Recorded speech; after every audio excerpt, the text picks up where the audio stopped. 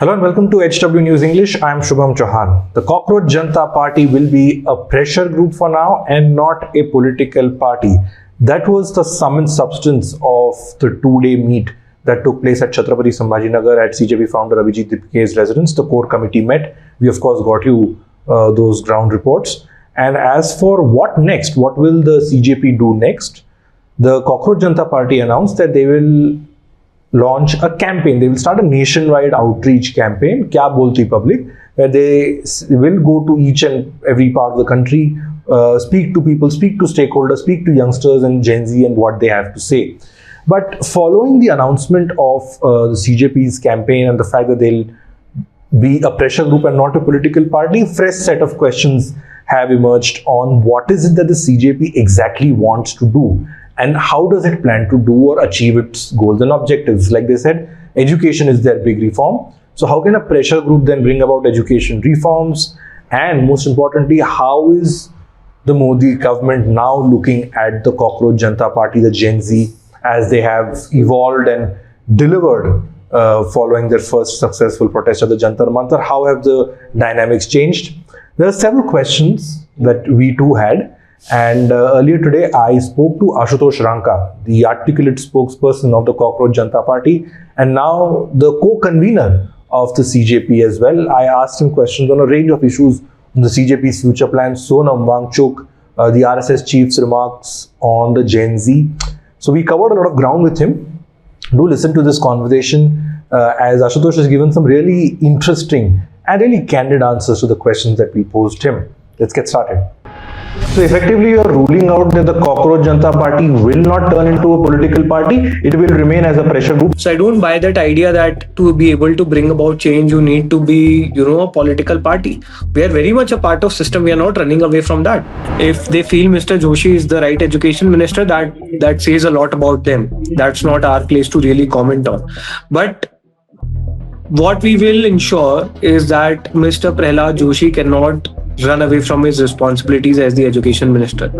This is the same RSS that a few days back had labeled you guys anti-national, anti-India, all of that. And now here you are with the RSS chief saying something else. Do you think there's some sort of a confusion? Well, of course. I mean, Mr. Pradhan a couple of weeks ago was calling us Dehshatgard.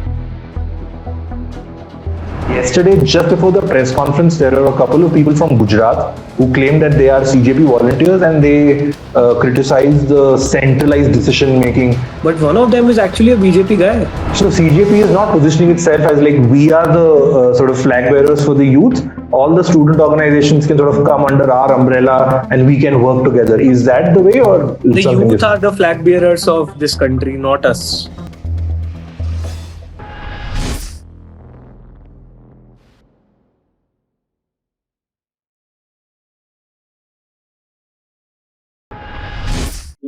Ashutosh, thank you so much for taking out the time from your schedule. I know it's been a busy last few days for you with the travel and the marathon meeting, but I appreciate you taking out time. Let me start with a very fundamental or very basic question that many viewers have following your press conference. Can you start by telling us what exactly is a pressure group? What does a pressure group do in a democracy? And why is the Cockroach Janta Party positioning itself as a pressure group to begin with? I think simply put, democracy in our country for a long period has been reduced to electoral politics, which includes the political party in power and the opposition. But democracy is way more than that. Questioning the government on day-to-day things is also very much a part of democracy. Holding those in power accountable is also very much a part of democracy. And for that to happen, you don't need to always be a political party. You can very much exist as an independent group that is questioning government on everyday issues. And that's exactly what the idea of a pressure group is. We want the government to address fundamental issues that are plaguing the youth of this country. Joblessness being one of them, education system being one of them, institutional accountability, be it the election commission, be it the judiciary, being one of them. So the idea is, how do we, outside the political spectrum of opposition and the party in power, exist as a group that continues to question the government, that continues to hold the government accountable, and that continues to raise the issues that are affecting the youth of this country. That's exactly the idea of how do we want to continue existing.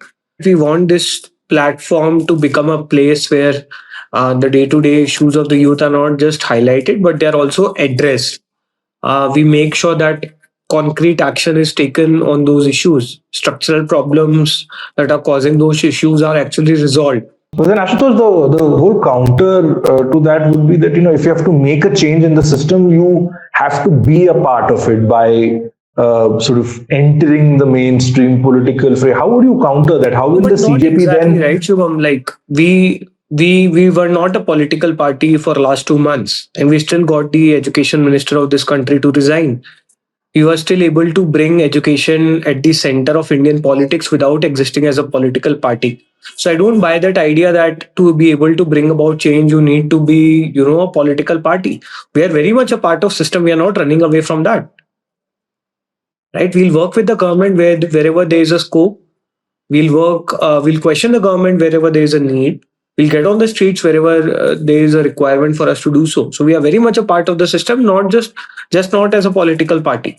The other point that is coming up that, look, the whole divide that is being talked about, that, you sat at Jantar Mantar, you got the education minister to resign, but what about Jharkhand? What about Punjab? In Jharkhand, particularly, the CJP has faced criticism. I saw some of the bites that came that, the CJP offered support 10 days after sort of the movement started to gain momentum. Do you think that there is sort of some scope for the CJP to encompass all these issues, regardless of which political party No, we are rules that very clear particular that we are state? supporting the students of Jharkhand.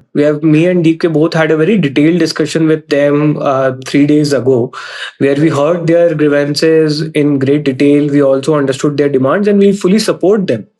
We fully support the students of Jharkhand. There is a need to talk about reforms in JPSC and JSSB. The paper leak that the students are talking about, that has to be addressed, right? And if the students want CBI investigation to those paper leaks, that definitely needs to happen. So we very much stand with them. Our team is already there as we speak. We have sent our delegation. All of us, as you can imagine, were busy with the 2-day brainstorm that happened at Sambhaji Nagar. But we are very much in support of what the students want, and we have assured them of all kinds of support. Our food team is already there. Our volunteers are already there. They are very much a part of the team there. They are supporting them in whatever capacity they can. And very soon, some of us will also be reaching at in Ranchi and supporting the cause. Let's come to the big announcement that Abhijit Dipke made yesterday. I was there covering the press conference. Kya Bolti Public is going to be the nationwide campaign. It starts from the 1st of September, if I'm not mistaken. And you said that throughout this campaign, you will go out, speak to stakeholders, get them on board, listen to their grievances. My question is, what will this end in? Is this, like some are saying, like a launch pad? This campaign is like a launch pad for the CJP to turn into a political party? Or you think, no, this is just a campaign to interact with the stakeholders and then take the movement forward? No, right now the focus is to actually hear people out. The biggest grievance of our generation has been that we have not been heard. Our issues have not been heard. They have not been addressed at the right platform. We want to change that. We want to hear from the people of this country. We want to hear from the students, from the youngsters, that what is that exactly they want. What are the issues that they are facing? What are the solutions they feel can help solve those issues? And based on that, we want to develop a reforms agenda. Whatever you might want to call it, you might want to call it a manifesto, or you want to call it a simple reforms agenda that we then want to push across the states, across the central government. But that reforms agenda should be very much driven by what people want. The solutions in that reforms agenda should come from the people. And that's exactly why we will be going on a listening tour across the countries. So effectively, you're ruling out that the Cockroach Janta Party will not turn into a political party. It will remain as a pressure group even after the campaign. For now, yes. For now, yes. We will continue working as a pressure group. But my limited experience in public life tells me that never say no to anything. So we'll see what future holds for us. Okay, we will keep that point at that. One thing that came up, Ashutosh, when I was in Chhatrapati Sambhajinagar for the last 2 days, yesterday, just before the press conference, there are a couple of people from Gujarat who claim that they are CJP volunteers and they criticize the centralized decision making that the CJP is having. They said that we don't want another Arvind Kejriwal, we want decentralized decision making. Have you guys been able to contact these two people who claim to be So CJP volunteers? one of them, I last checked, I also didn't get a chance to really understand who these people were in detail. But one of them is actually a BJP guy. He has been clicked multiple times. There were multiple tweets made by people that he's actually someone from BJP Gujarat team. So I'm not sure of what they were there for, what exactly they wanted. Before the meeting in Sambhajinagar, we had a very detailed discussion with all the core team members, all the 150, 200 odd volunteers who actually helped organize the protest.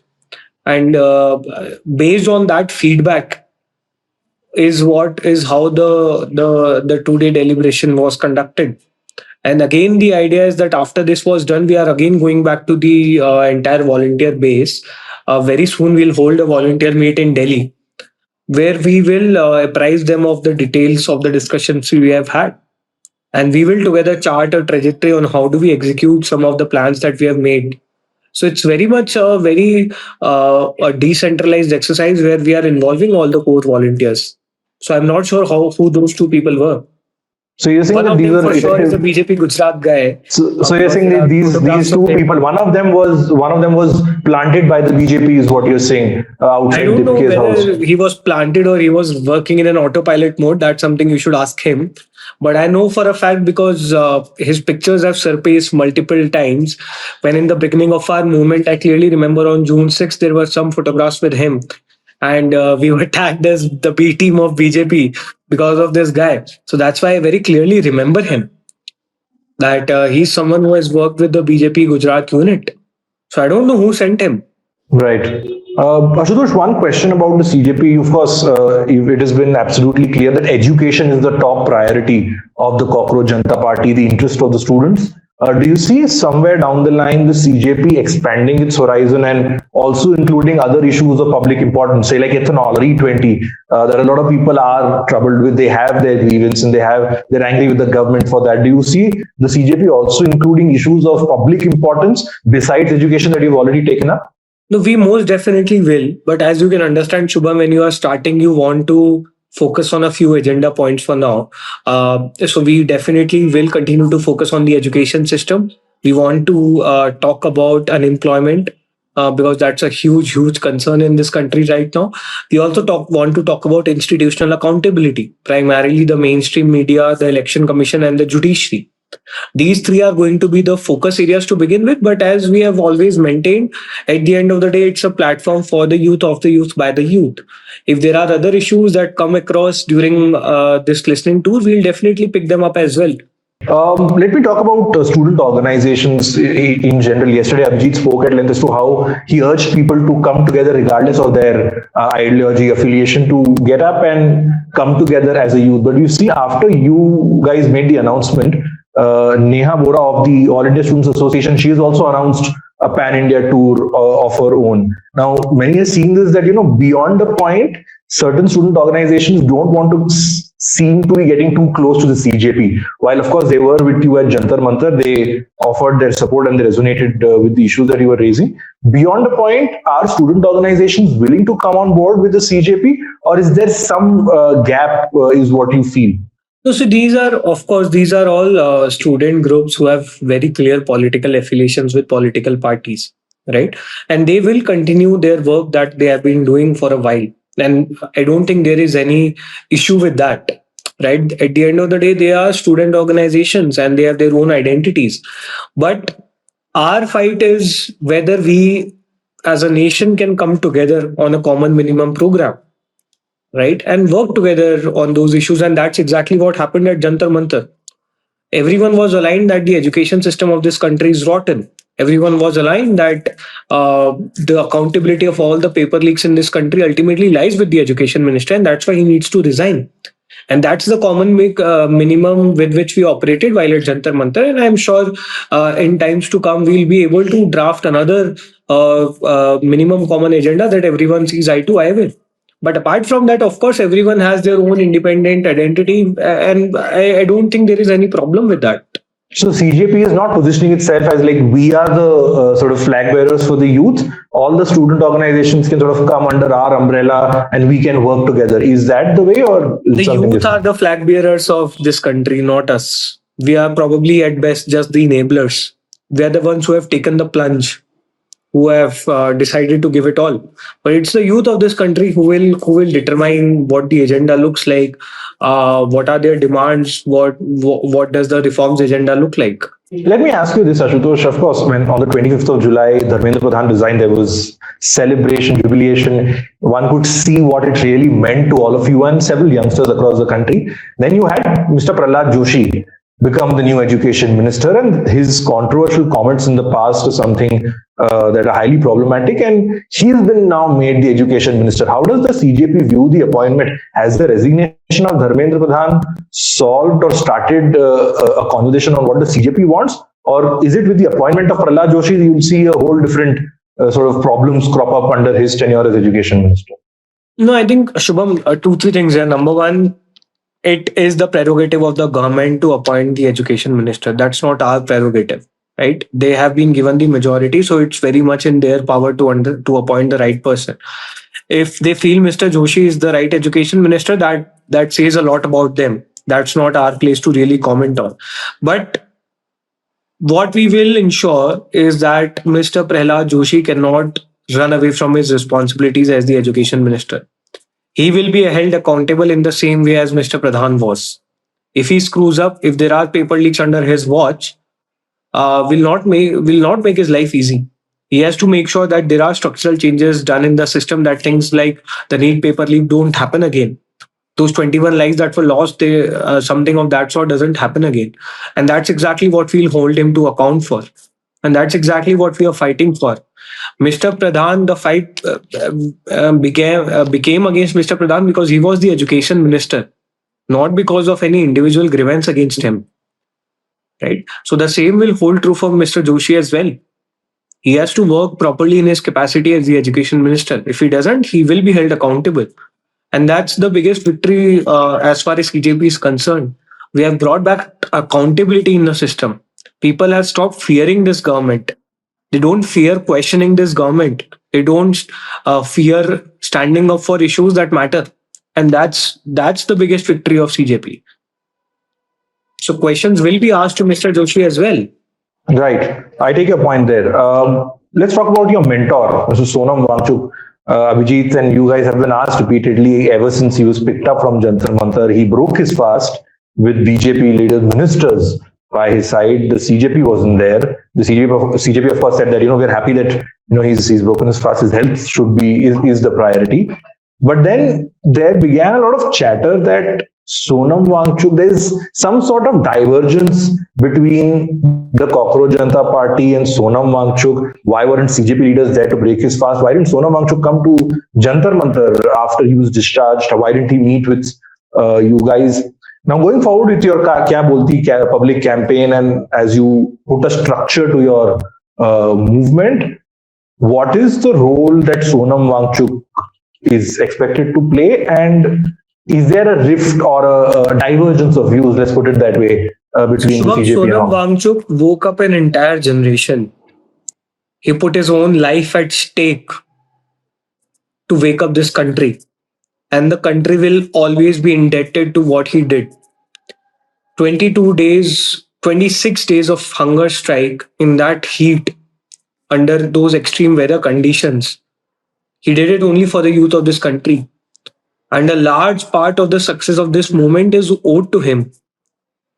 He stood with us. He led this movement when no one else did. Right?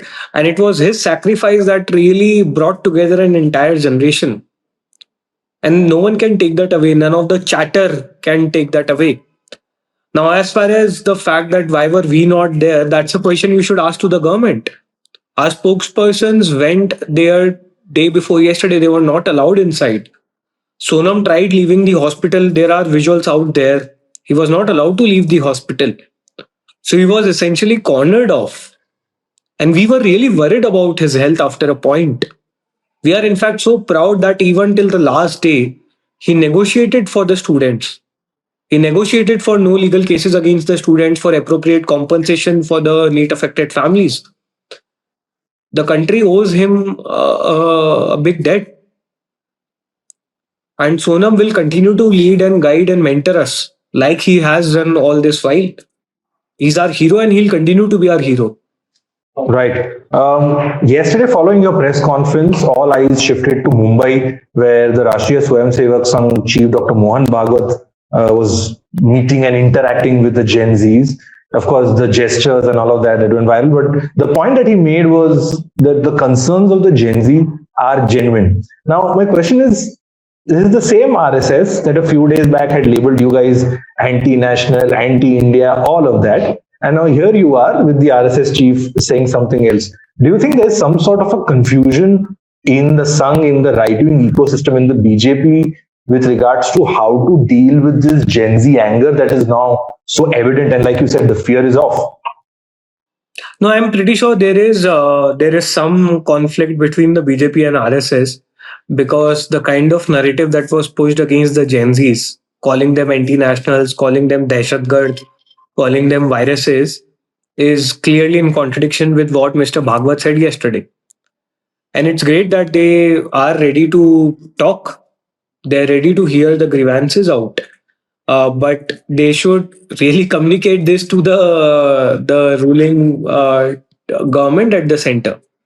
It's the government that ultimately needs to engage in a discussion with the Gen Zs without calling them anti-nationals, without hounding 15-year-old kids, and really hear their grievances. So I am pretty sure there is some rift. I won't comment on that. That's for RSS and BJP to clarify. But if what they said is what they mean, then they should really have some instructions ready for the BJP government. Right. So there you sense some confusion between the BJP, the RSS. You think there's something that. Well, of course. I mean, Mr. Pradhan a couple of weeks ago was calling us Dehshatgard. Mr. Nitin Abeen, the head of the of BJP, the president of BJP, was calling us viruses. So of course there is some confusion. There is contradiction in what they were saying 2 weeks ago and what they are saying now. Let's come to Parliament and some political points and some questions that I have. The Home Minister of the country, Mr. Amit Shah, has not yet given a statement in Parliament on what happened on the 20th of July. We've seen horrific visuals and accounts of the brutality that was unleashed by the police. The fact that the Home Minister of the country has not given a statement in Parliament on this, how concerning is it? It's extremely concerning. If pellet guns were fired on young protesters, on the students of this country, the Home Minister needs to come on the record and clarify. Who gave permission for those pellet guns? When was the last time pellet guns were used in a protest in Delhi, that too on innocent students?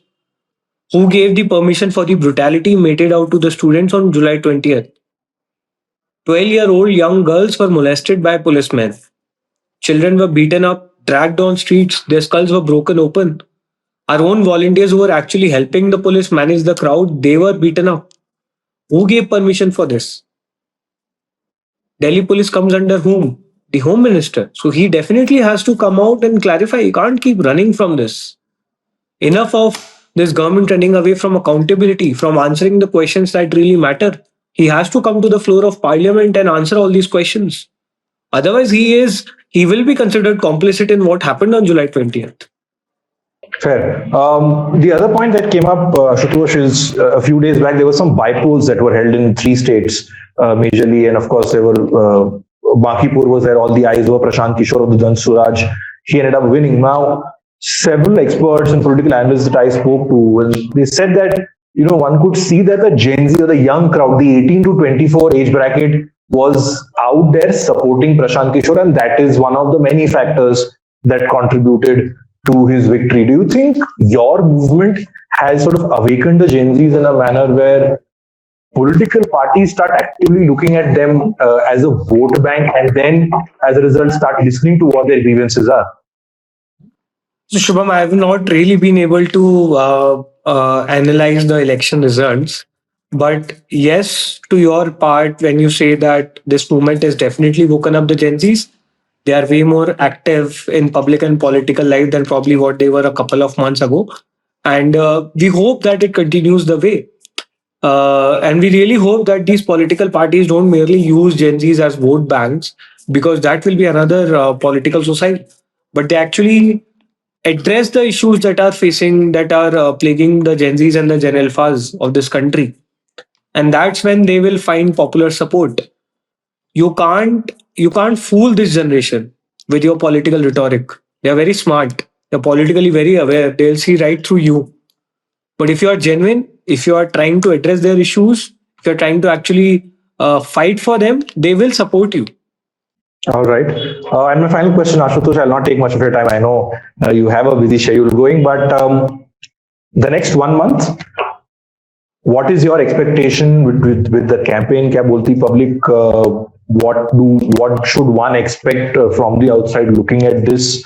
And what is the future that you envision as now co-convener as well of the CJP? What is it that you envision for this pressure group, which is a pressure group as of now, like you said? Shubham, I want this movement to spread to every nook and corner of this country, every village, every town, every city, every district of this country.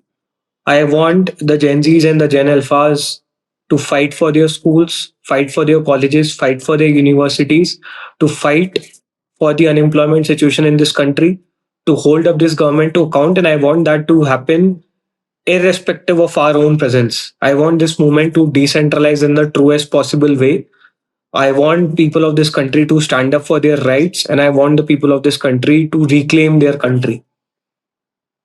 And that will be the biggest success of CJP if we are able to achieve that. Absolutely. Interesting times ahead. Ashutosh Ranka, thank you so much for speaking. It's always nice to listen to your articulate views and thoughts, and we'll keep tracking how the CJP proceeds from here on. Thank you so much, Ashutosh. Okay. Thanks, Shubham. Thanks.